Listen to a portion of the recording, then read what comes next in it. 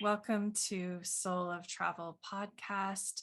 I am so excited today to be joined by Ivana Damjanović, which we sat Like, here and practiced, and I knew I would do wrong anyway, but wasn't really purposely trying. And I think we'll talk later about why.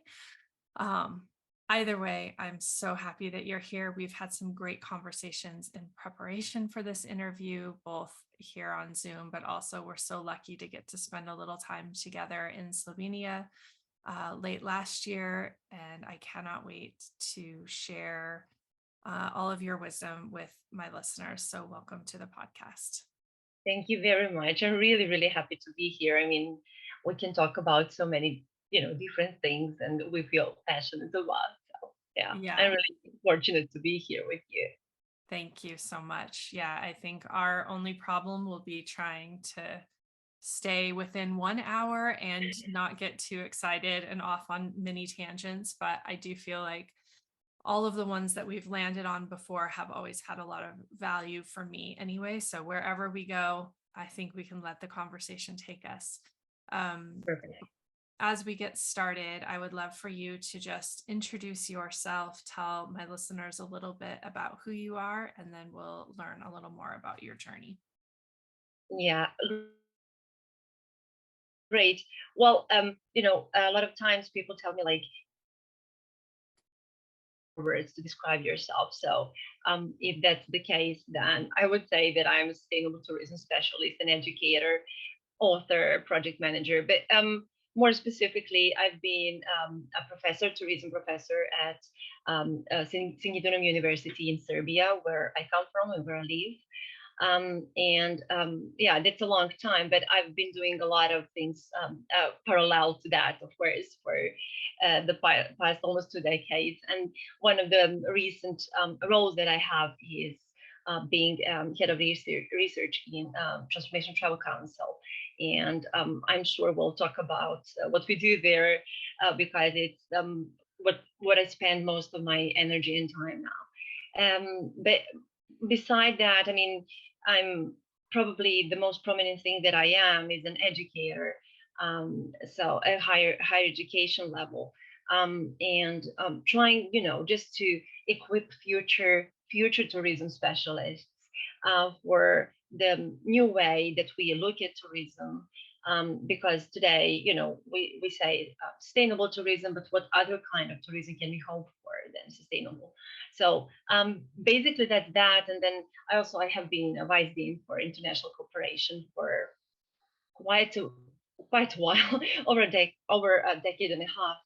And that means that I work on projects for students to, spend a semester at a foreign partner university, mostly in Europe, and welcoming foreign students to our university and spending semester with us.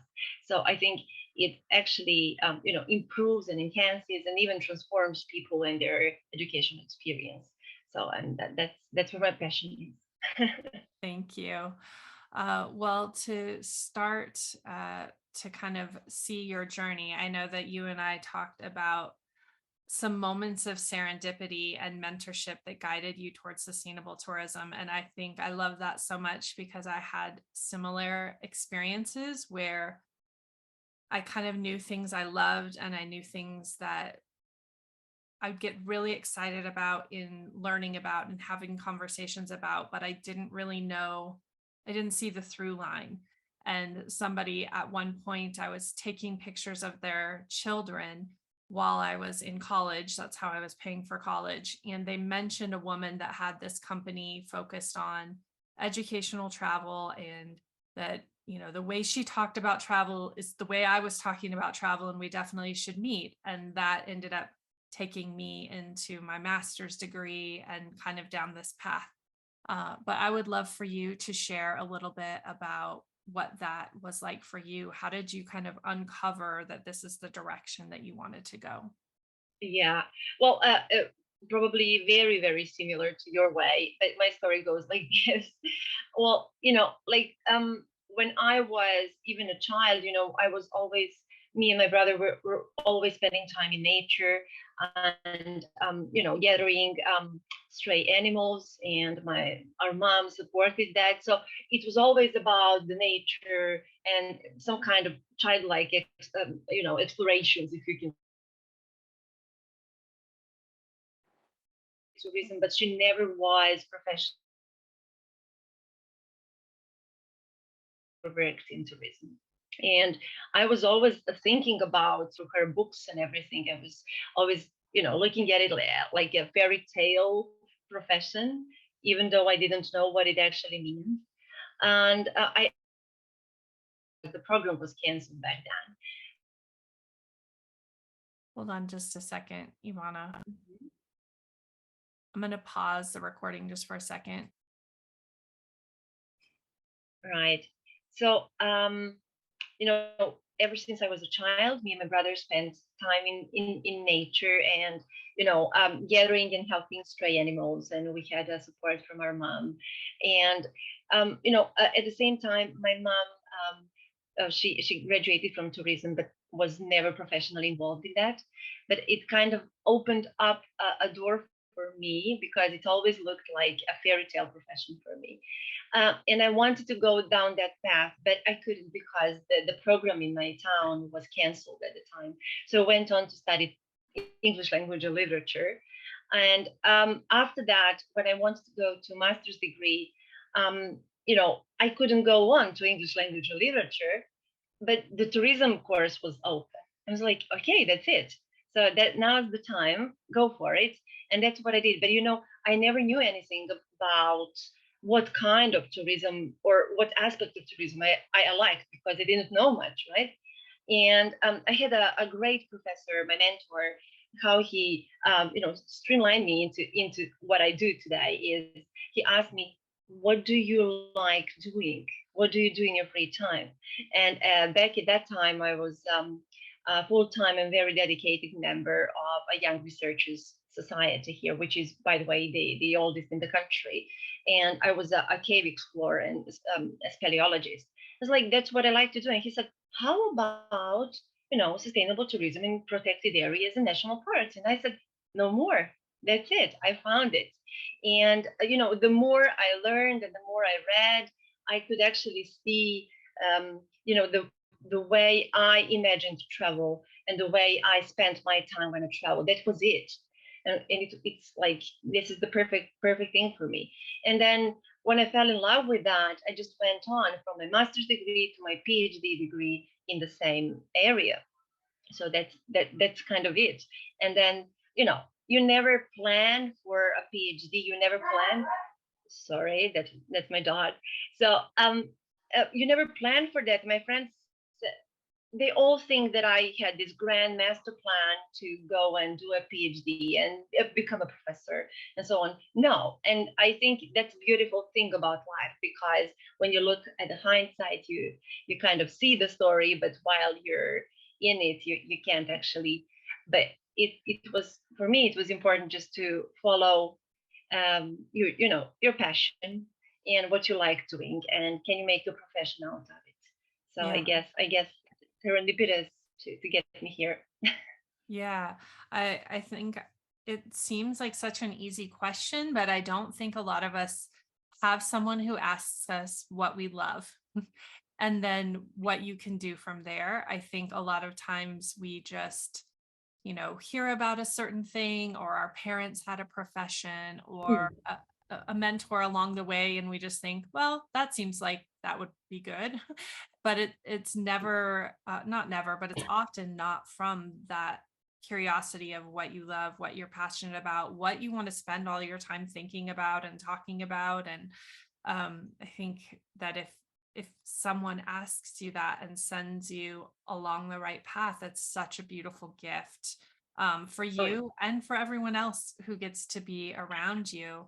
I know we were talking a little bit about your teaching style and how your students really feel like you spend time getting to know them. And I think that's a part of this, right? Because you really love what you're doing and you also value who they are and the opportunity to shape them and teach to them, not just teach, but really to teach to your students. Yeah, I mean, for me, it's really important for my own development, professional and personal, is the fact that I teach.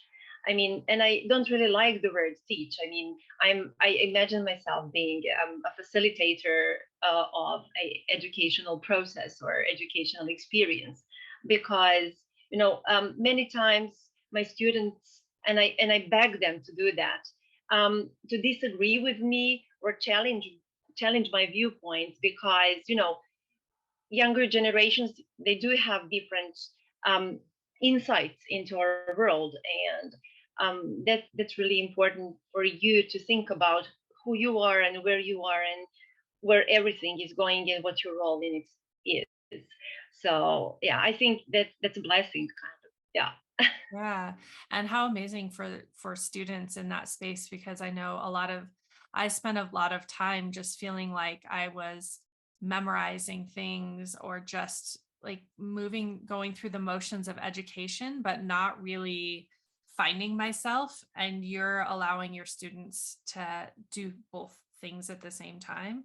And then I think the other thing that's so valuable is then you still get to learn and grow, because you're not just sharing the same thing over and over with students, just like going through the motions either. You are getting an exchange. And I love that you said that, like facilitating this experience, not just teaching, like it's a co-created educational opportunity. Exactly, exactly. I mean, um, you know, I try to give them an opportunity to see something that they've never seen before, especially when it comes to sustainable tourism. And then, of course, I drop in a little bit, at least, of regenerative approach and transformational approach and so on. It's totally new for them, and they, may not even grasp it. But if I get them exposed to just thinking about it, then they might find themselves and might not.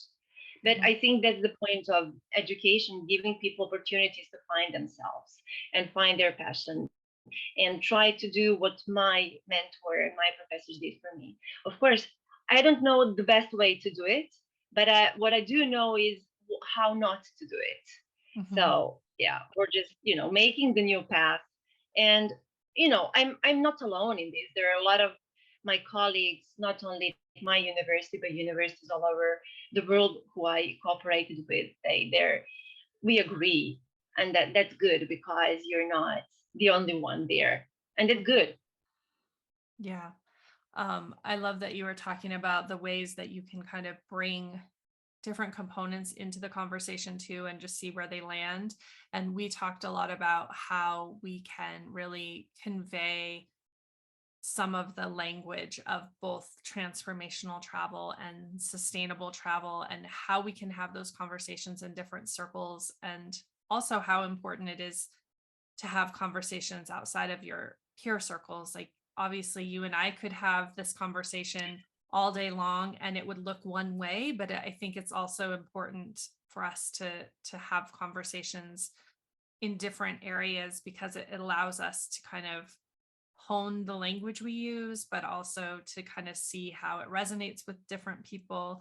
And one story that I wanted to share, and I think I shared this with you, but would love to share here, is kind of the awareness for me that cultivating awe, while that isn't something people understand what it feels like they understand.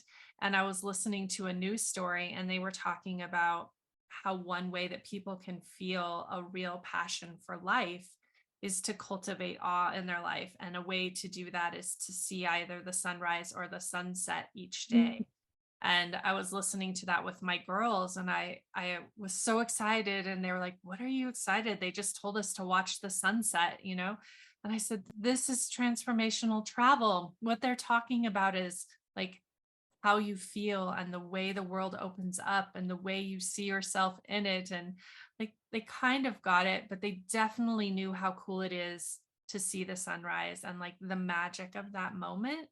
So I would love to kind of talk about what language we can use to share these powerful experiences as travelers and as travel designers to really share this story? Yeah, that's actually really important because it doesn't matter how important your story is unless you're able to convey it the right way to the right audience. So if you use the same language all the time, so some people might understand you, but other people like, nah, it's, the least that can happen is like, this is boring. And that then you lose the purpose of whatever you do. Of course, I mean, the basics and the challenges and everything in sustainable tourism, and when you talk about transformational, even further than that, um, well, you know, one language we use when we speak with peers, of course, and when I write my research papers or, there is one kind of language, and we don't have to explain a lot because we all know and use the same words and opinions and backgrounds and so on. But using the same aspects and the same insights when I talk to my students, that's totally different. And when I was writing my book, I dedicated my book to my students. It's, if you want to use it in science, sure, I'm happy that you do, but it's more for industry professionals and for future industry professionals. That's my students. And I use totally different language. I mean, I even asked my ex-students, like, what's the book like? Because they read a few chapters. And it's like being in your class, and I was happy because the language is totally different flow. You really need to be careful with the big words, with big concepts and so on. So if you want people to support you, or at least to understand you, you've got to speak their own language. So if in the industry, if we are addressing our potential or our current travelers and tourists, well, we need to see, and that's where needs analysis is the most important thing for me.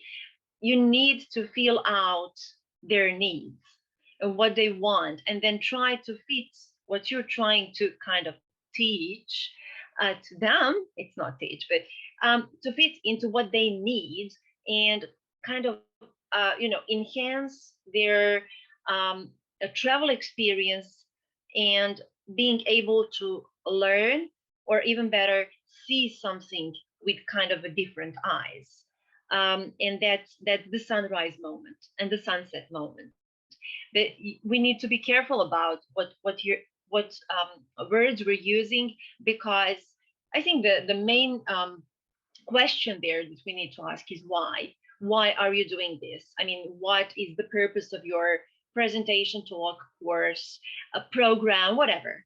And if the answer is, I would really like this group of people to understand more about the destination, understand more about the concept of sustainable, regenerative, transformational, then you need to know more about them to be careful and choose the words that they want to hear, they're ready to hear. Even not all tourists are the same, right? So we have people who are more open, like you said, like you saw you felt the awe of seeing the sunrise and the sunset. Other people, not yet, but they will. But you need to help them, to be there to guide them. And that's what I think. And basically, our colleagues think that the main point of transformational travel, transformational education is all about, to help people, to guide them, to facilitate them to get from where they are to where they want to be. Hmm. Yeah. And I think one of the biggest challenges there is often that we don't know where we are and we don't know where we want to be, right? I mean, it really it starts as simple as that. Sometimes when you're guiding those discussions, I think that that can be really powerful. um it's one of the first things that I ask travelers when they're traveling with me, is to just try to get a footing of where they're starting, because we don't spend a lot of time reflecting upon that. Um, and it gives you a good space to then understand where they are and what language is going to connect with them. Exactly. And very often, I mean, I've never seen anything that's more transformational and that's more similar is the travel and education. So, I mean, education is kind of travel. It's not necessarily that you're displacing yourself as you would need to fit into travel bucket, but it's it's the path that you're following to get somewhere. And very often that you don't know when you start that road, you don't know where you're gonna get, right?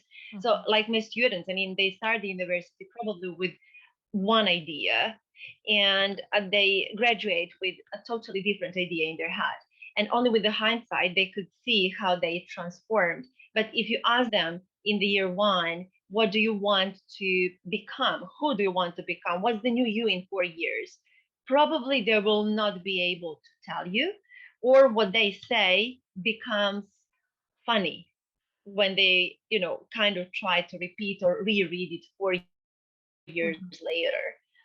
So yeah, I mean, transformational travel does have that component of being willing to get from one point to the other point within yourself and then to the outer world. That's true. But very often people don't know where they want to get. They want to get to something new, to the new you, right? But not necessarily how. And I think our job, or even better said, our role, is to help them and guide them towards that goal.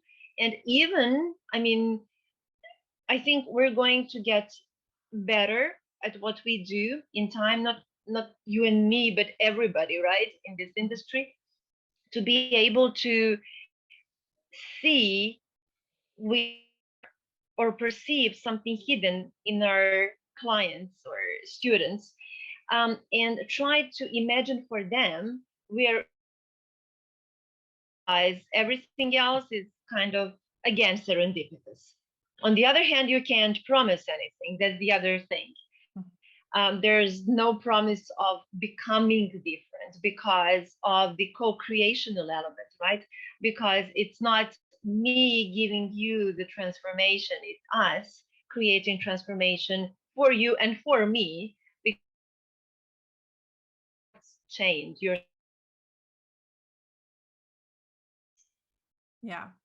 Um, I think one of the things I was going back to what you said in the beginning is about teaching is that you didn't, you don't necessarily know what it is the right way, but you know what is not the right way. That's maybe a similar conversation for people when they're thinking about what they would wish a travel experience might help them to achieve, is to, like, they know what they don't want anymore. And sometimes that's a lot easier way to figure out what you do want. I know I do this often because the feeling I receive is much more clear for me when it's a no. So I can like move through a situation and say, is this the thing I want? And if it's like whooshy, I'm like, oh, I'm not sure. I'm like, is this the thing I don't want? Like, I know that feeling.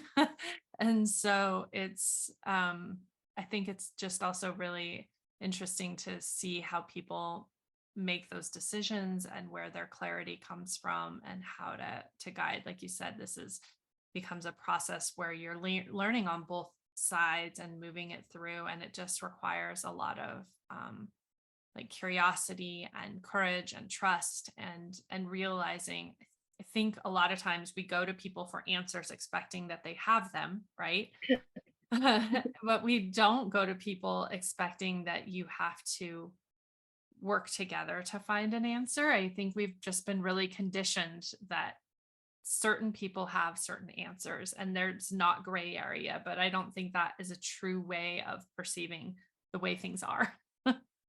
Yeah, I think that's amazing what you said, because when it comes to experiences, which we do in education and in travel, um, but we're a lot, I think, wired to buying products, not experiences. We're just translating that feeling. So if you go to a supermarket, you kind of really do know the answer, like where the stuff you want to buy even fits. So you just go there and pick it up.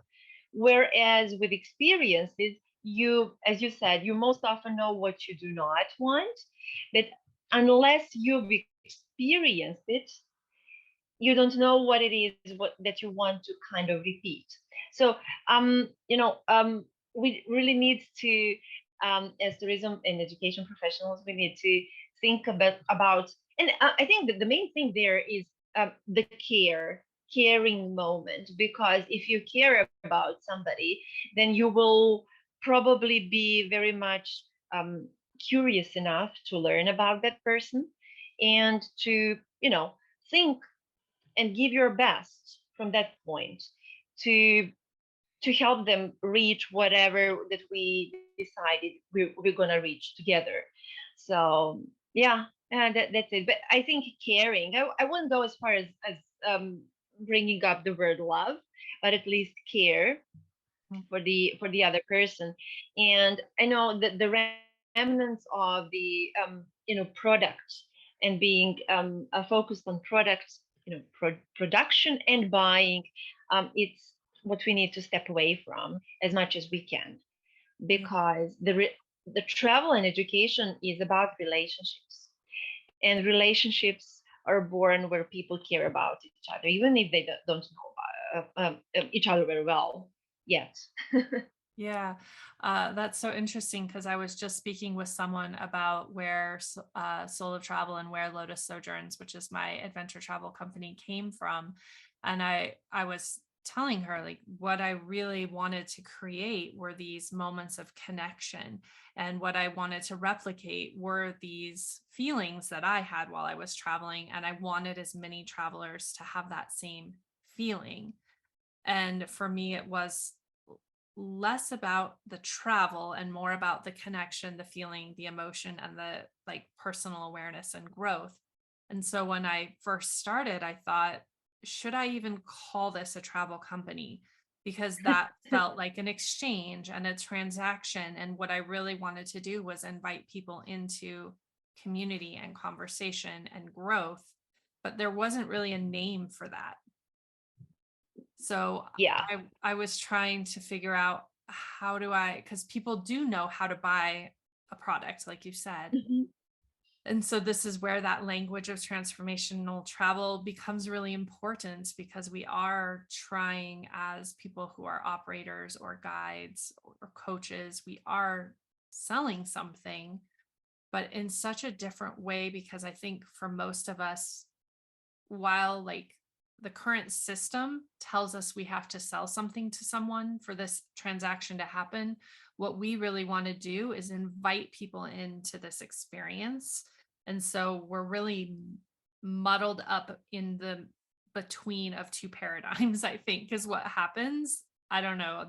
What are your thoughts about some of that way of thinking and like trying to communicate this with clients and students and travelers? Yes. Well, it's an amazing moment that we live in, and to be in educational and travel industry, because I never, like 10 years ago, I never thought that sustainable tourism would be something that we can even call mainstream now, right? So what I want to say is that things are moving so fast, and it's amazing to see and to participate in that, to create a bit of that, to have a role in that. So what I want to say is that in using that language to help somebody um, have a transformative experience while traveling or education, is not necessary that we use the word sustainable or regenerative. They don't want to hear the word because there's a lot of greenwashing and so on and so forth.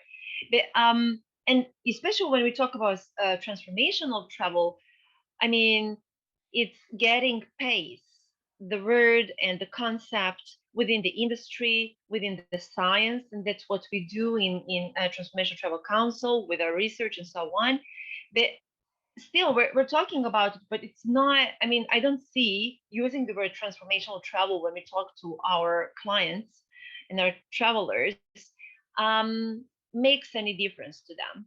So you use any words that are close to them, close to what what they want to achieve, or the gap they want to jump over in their life, or whatever resonates with them. And everybody is special in that way. So our task or our role is to find out. That's it. So it's very difficult though to restrain from using the words that we use on a daily level when we talk to our peers, and colleagues, partners from the industry, from education. But we need to do that if we want to get where we want to get. That's it. It's not easy, and I see a special role in that in travel journalism and media in general, and how they talk to their readers who are future or future potential travelers to a certain destination. So it's a tricky business. We still don't have this is the way to do it, but there are don'ts. So we agree on many of the don'ts, but what are the do's? Well, we need to work on that. And what I have been have to accept it is that many things for us who are involved in these different paradigms on a daily level, to us those aspects and paradigms are clear, right? And so we're like, I don't even know how many times that I think but not pronounce. How don't you see? How don't you understand, right? But then I ask myself, did you provide enough space and opportunities for the person to be able to see what you see? And I think that's really really important. And then even in the travel media and journalism, we need to be careful about it. I don't know why how yet, but we're getting there, I'm sure. And what I wanted to say is things are changing, but we need to be patient. So will we get where we want to get even within our lifetimes? I don't know, but I don't want to put the pressure of that timeline to ourselves. The most important thing that we're doing our part. Hmm. Yeah, that's such a powerful point, because I think, especially when you're so passionate about something, man, you want to see the end. But with a lot of the things that we're tackling right now, we know that it can't be possible, but it's Exactly. still, I think, a part of the human nature to want to be a part of that finality of a solution to something. So that, I think, is an interesting space to be in. You mentioned both your research at TTC and also working with media and supporting, the conversations that are happening in that realm. I would love to kind of go to that part of your expertise here, and if you could share a little bit about the research that you are doing with TTC and how that's supporting conversations there. Right. Well, that's like one of my latest passions, and I invest a lot of my time and energy there. But it's not like missing weekends, but spending them, I think, wisely and nicely, and in a fun way as well. So what we're working on at the TTC research-wise currently is producing a white paper on transformational travel. So this white paper should talk and will talk probably and hopefully to different audiences. So it's not intended only for tourists or the industry. So we're going to try and explain people that transformational travel, number one, it exists and it's still there. And then it's going to develop even more.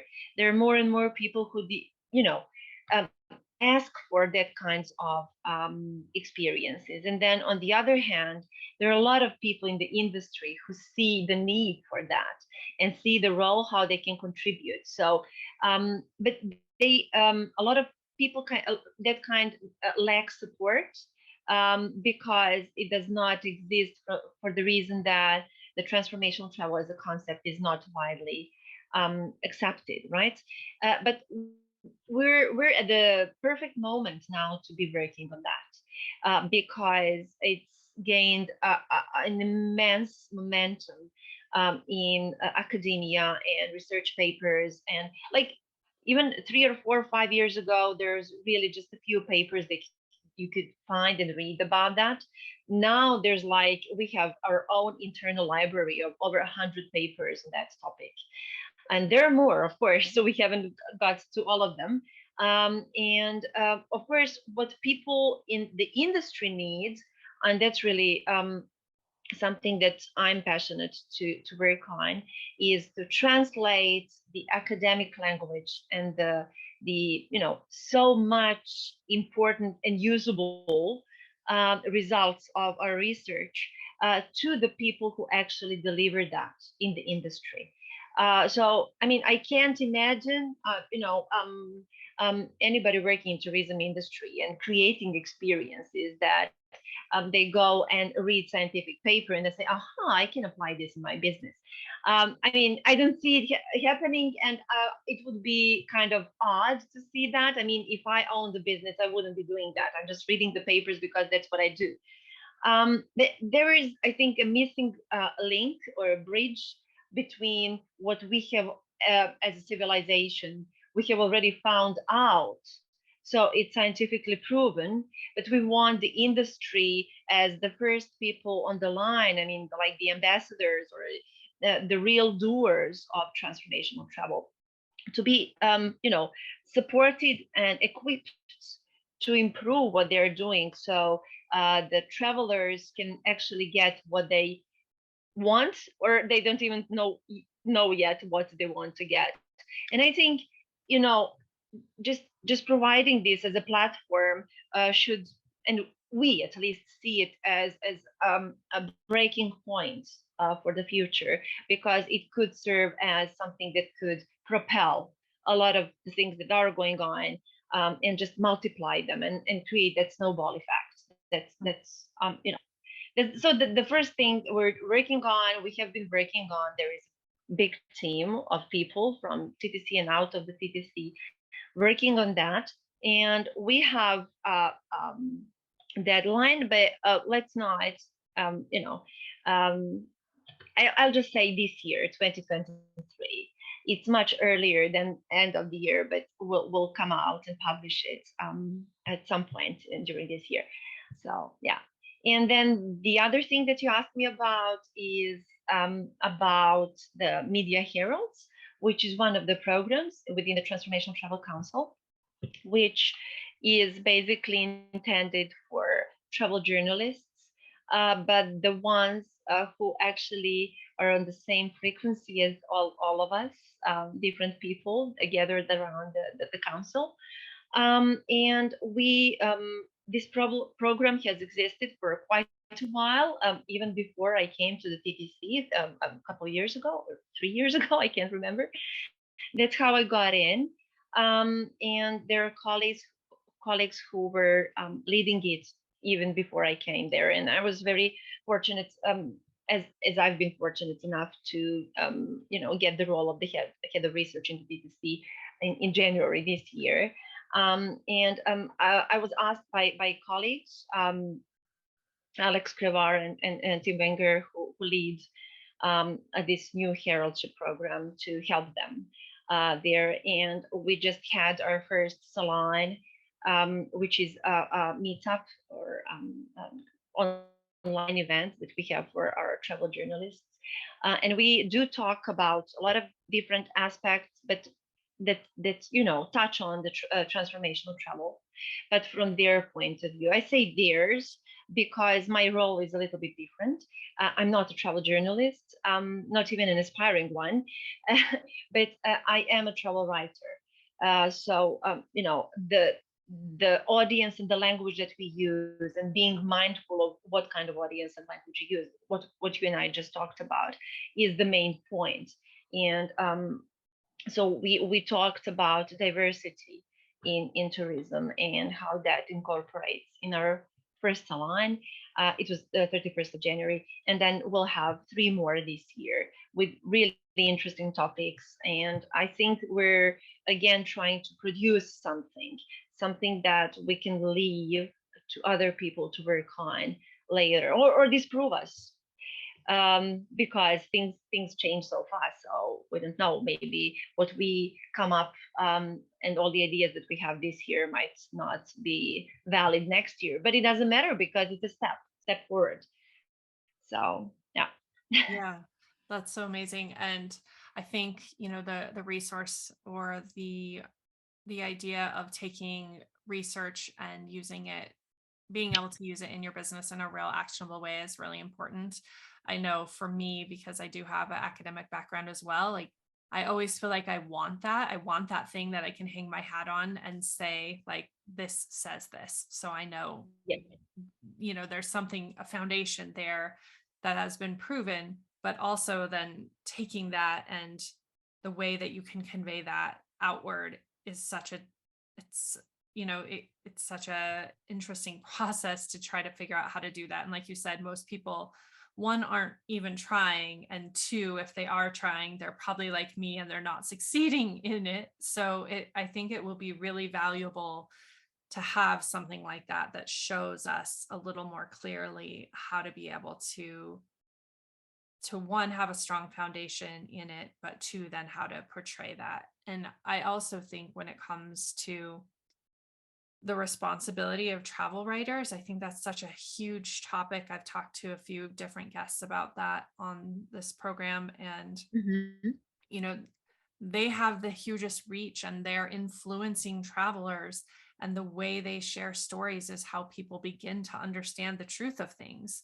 And so it really is huge. And I think many travel writers, maybe when they set out, they're setting out with this romantic notion of what it might be and what it might offer them, which I think is really important. That's also a part of it. But as you grow into that space, you realize that you are shaping people's perceptions of destinations and of people and of place and of purpose. And so it really is probably a much greater responsibility than most people understand.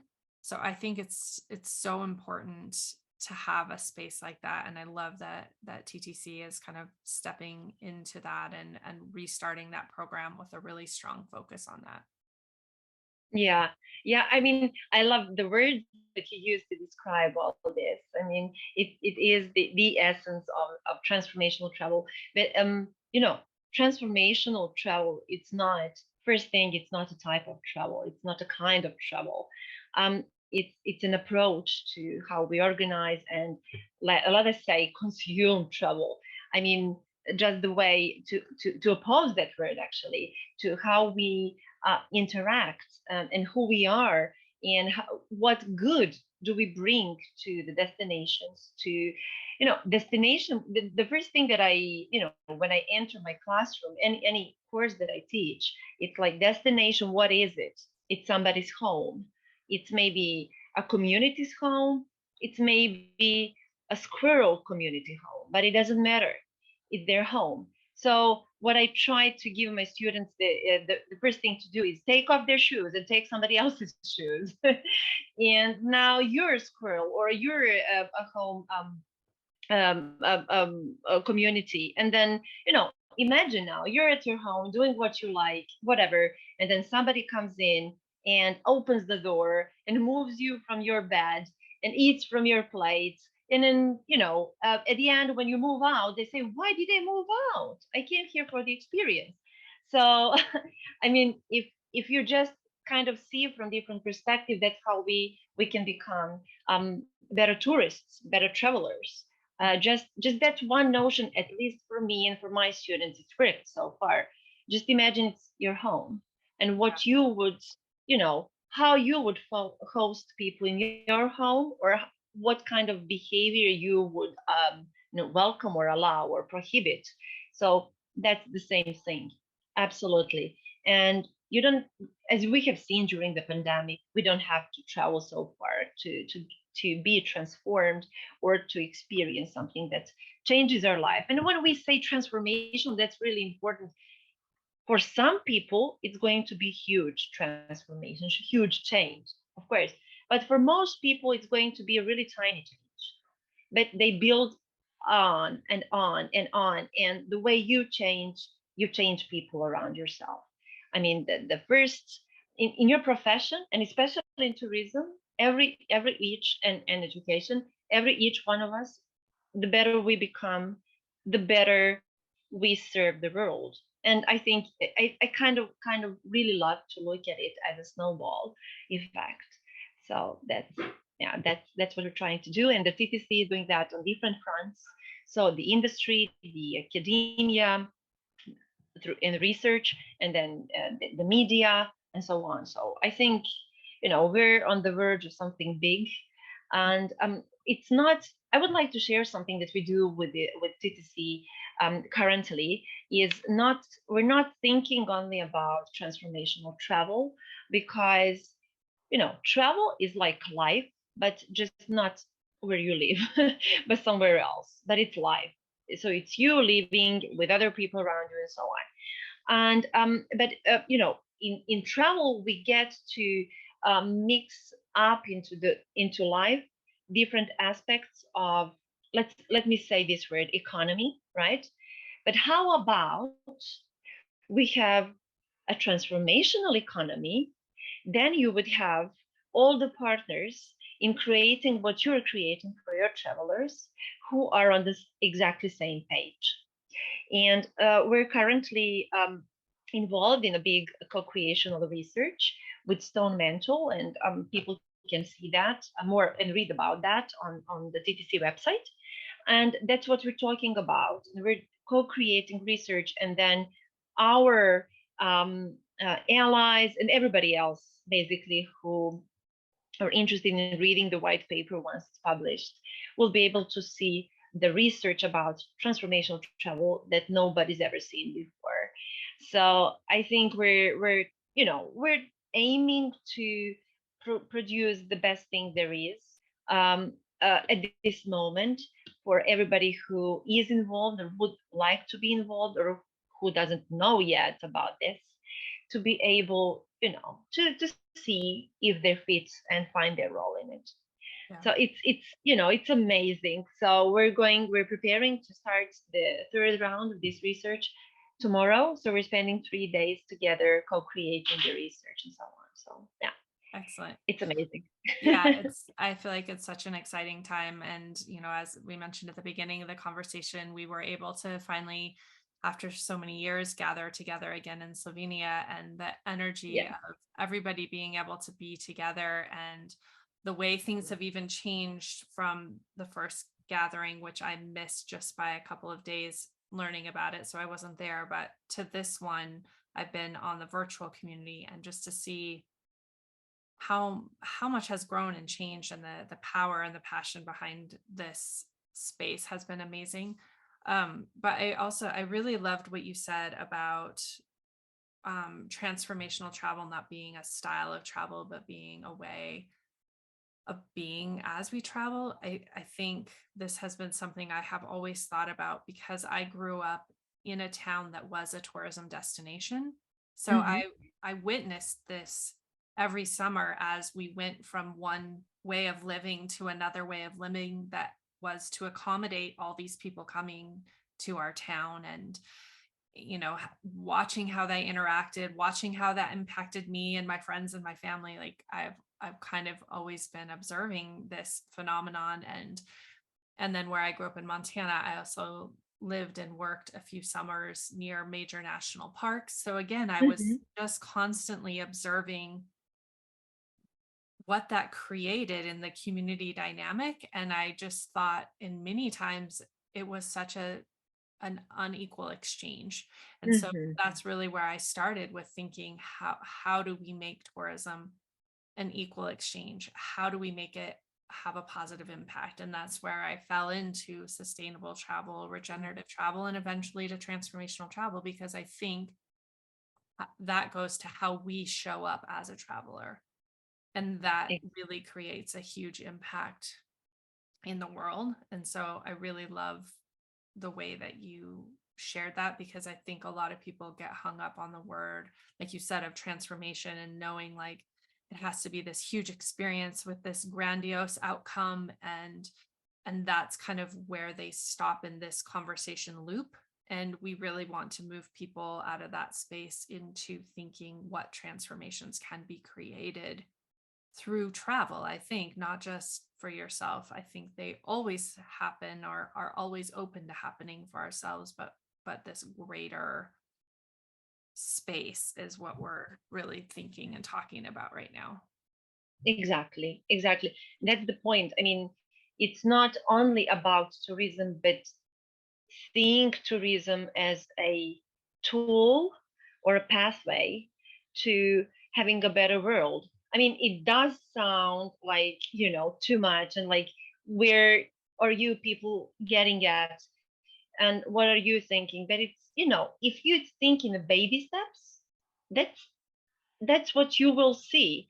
I mean, when I started with my master thesis on sustainable tourism in 2008 or 9, can't even remember. And it was like, oh, you guys. And in my country, there were just few people that I could actually talk to about it. And, fast forward 10 or 13, 15 years later, we're far beyond that. Everybody has at least heard about it, even if they're not happy about it. I used to get angry with people who would not do well in tourism, and then obviously the world beyond, circumstantially, right? But then today, as long as you do good, I believe I support you. I don't know. I don't care about your reason as far as what you're doing is, good. And when I say good, it's not negotiable. I mean, good means good. It's not good for you, good for me. I mean, good is something that is universal. It's a value, and it's not negotiable, and it doesn't have gray areas. I Mhm. mean, we can put gray areas into it, but it's just a value, and a value is something that you cannot dispute. It is what it is. So yeah, I think that people, um, and when I say people, I don't just think travelers, but everybody else was involved in travel. We're getting there step by step because things are changing. I mean, voluntarily or not. And when will we see big, changes? I don't know. But if you ask me, can we see the changes? Of course. Just take a look 10 years before, and wow, like, I hit the target. I mean, I'm happy that I had the mentor who chose this topic for me, or how it happened. So yeah, baby steps. Be persistent. Be very patient, and be prepared to listen.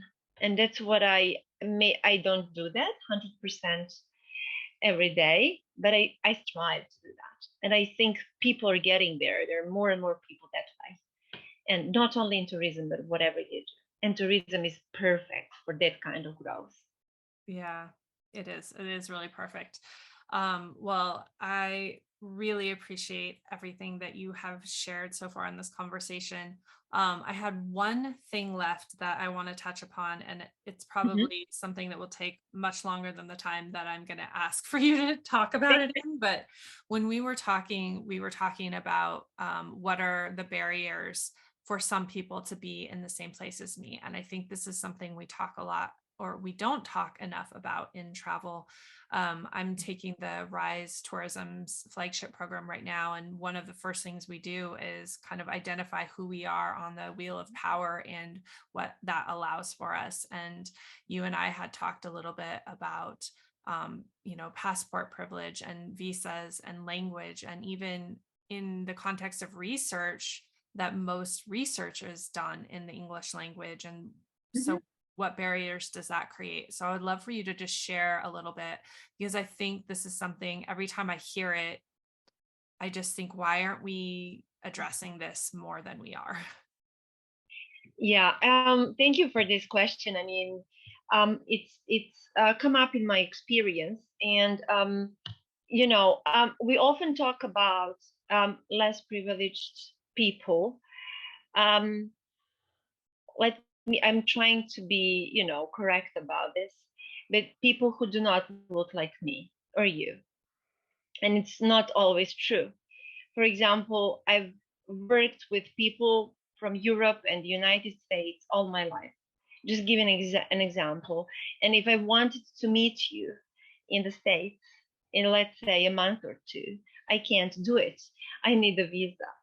And so there's what I want to portray with this is just that there are so many nuances to how different we are and what obstacles that creates. And I don't think that we are as people different to each other, right? But we are different in the circumstances and the systems that we live in. So the language, the way we pronounce each other's names, right? It depends on what culture we come from. Even if we are trying to be, mindful, it sometimes doesn't work. But just being mindful for me, it works. It's enough, even if it does get wrong in the end. But it doesn't matter. The purpose of it is the most important.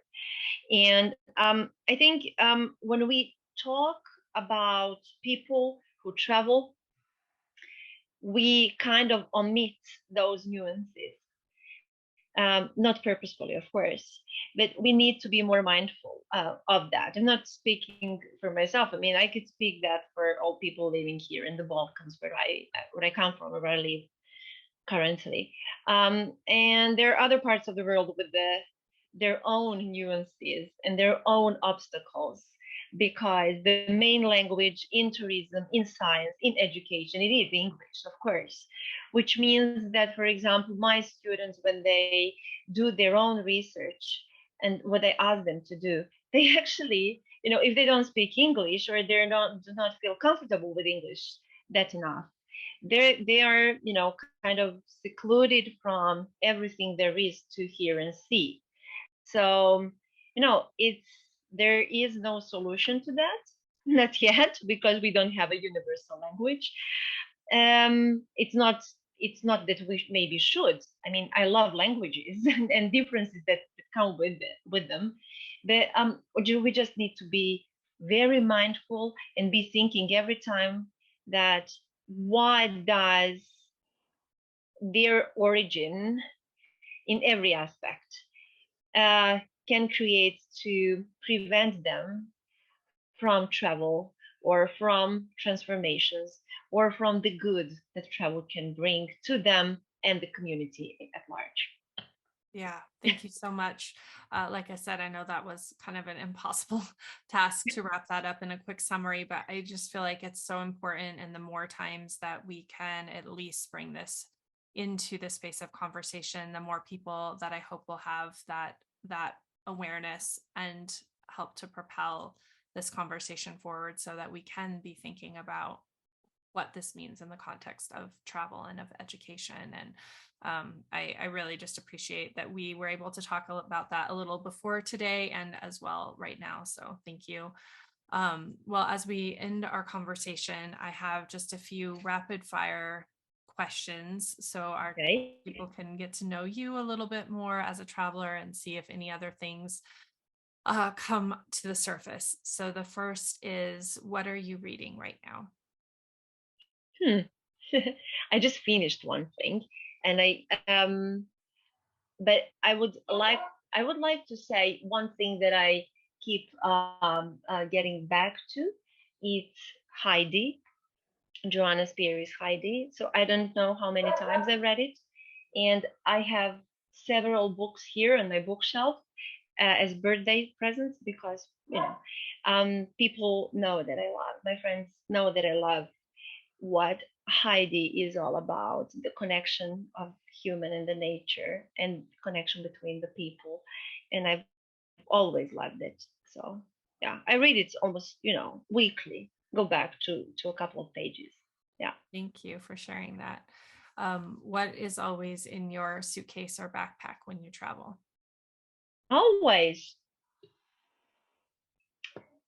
Well, um, my camera. I used to. I struggle to say that. I used to do a lot of photography, but my favorite camera broke down and it can't be fixed. And I'm kind of I'm looking at it.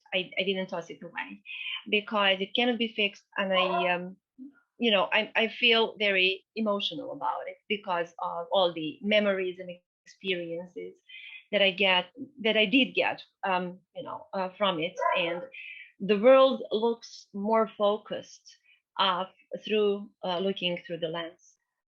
And I'm sorry that I missed that now.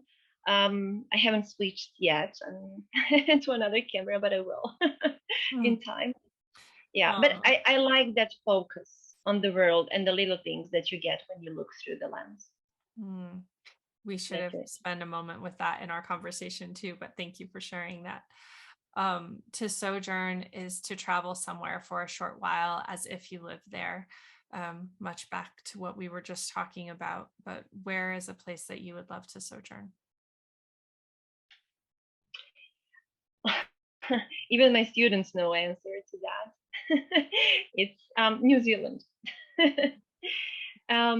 So I would, I haven't been there. I want to go there for many different reasons, professional and personal. So yeah, Yeah. What is many something? places, but yeah, just one.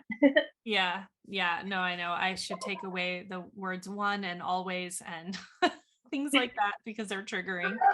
Um, what is something you eat that immediately connects you to a place you've been? Eat Yeah, tea. yeah. Tea.